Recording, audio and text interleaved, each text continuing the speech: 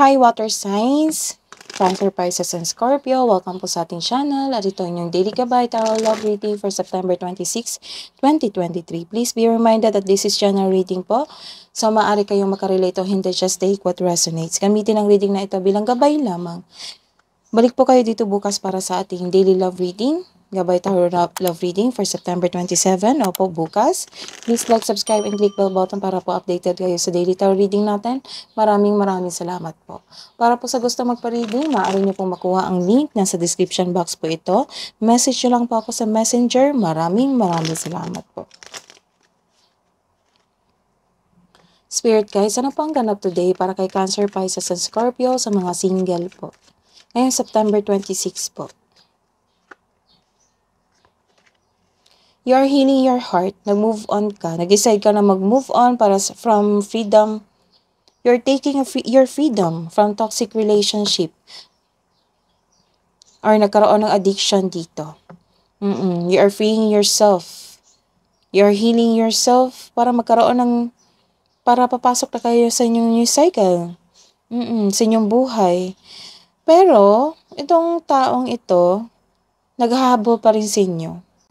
Kasi naging dependent siya Dependent siya sa kanyang emosyon.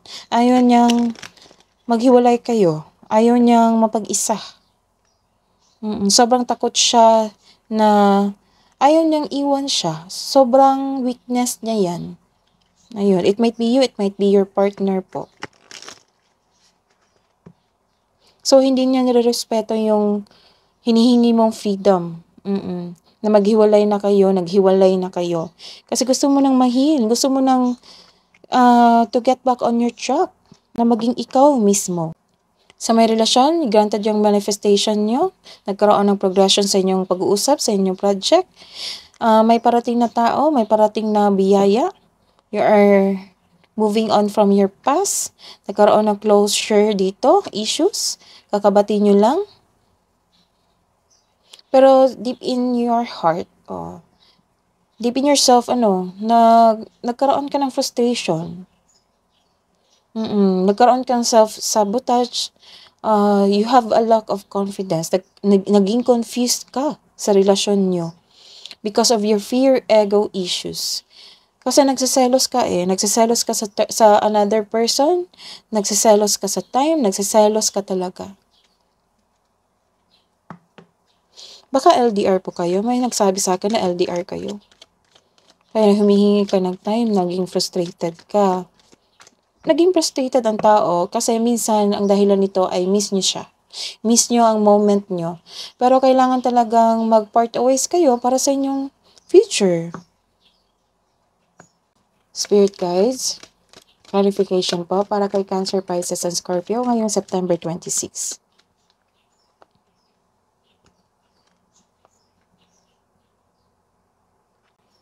Reverse card, nagkaroon kayo ng refusal of change.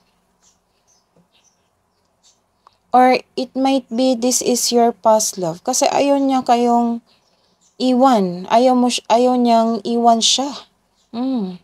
Ayaw niyang pumayag na maghiwalay kayo. Kaya nagkaroon ng refusal to change dito. You are in a bad mood kasi hindi niya nire-respeto yung decision niyo. It might be this person is an immature. Ayaw niyang respetuhin yung decision niyo. So, that is red flag. That is very red flag. That is very toxic. Mag-ingat din kasi you are taking an opportunity. I don't know what is the opportunity na ito. May nakikita ako dito na tanggapin mo siya na hindi mo na pinag-iisipan.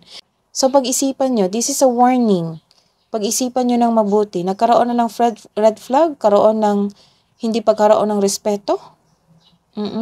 Pero kayo po, ano po yung decision nyo? Our advice is, pag-isipan nyo ng mabuti, balansehin. Fix yourself muna bago mag-desisyon. Huwag magpadalos-dalos na desisyon, baka magsisi din po kayo mag-suffer. At the end of the day, kayo po ang mag-suffer. Kung hindi kayo nagpadalos-dalos kayo ng pag-desisyon nyo, ng pagkaroon ng desisyon. This is reverse card. Lumabas yung ugali niya. Isa tong mayaman na tao. Mayaman siya.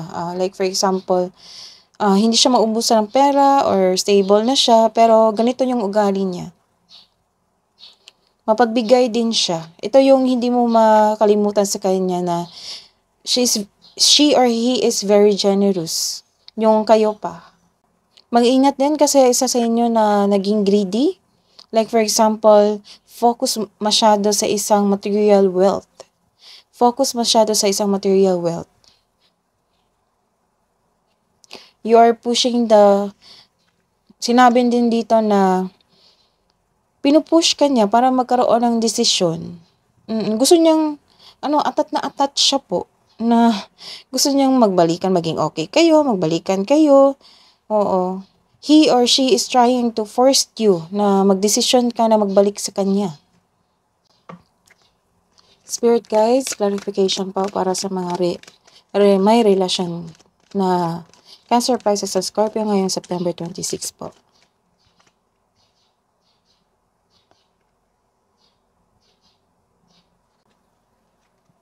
May malalaman kang katotohanan ngayon sa araw na ito. Nagkaroon kasi ng balanse sa inyong emosyon. So,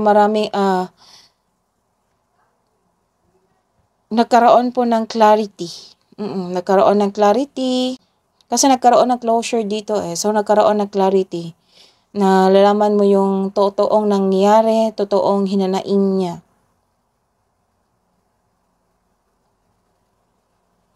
The advice is you need to balance your work as a partner mo. Maaring may hindi pagkakaunawaan kayo before, kaya sa araw na ito kayong dalawa magkaroon ng kapag-uusap, panatilihing maging totoo sa isa't isa, kaya nagkaroon ng clarity dito and closure issues.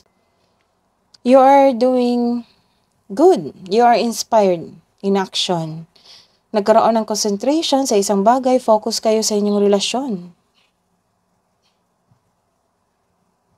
After nyong nag-usap, kasi nagkaroon ng pagsiselos dito nag-usap kayo. So, naging okay ka na. Naging okay na kayo. You are moving fast in a relationship, making sure na ang couple ay nagkaroon ng vision for the future or create a solid foundation and establish any plans before taking this relationship to the next level. Hidden truth po. Anong iniisip niya? Anong iniisip mo para sa mga single? I look for you everywhere. See? Hinahabol-habol ka niya. Ayaw niya talaga mag-isa. I don't react when people mentioned you. Love advice po para sa mga single. Look for the signs. May signs po. It might be from the other people, sa dreams, ayun.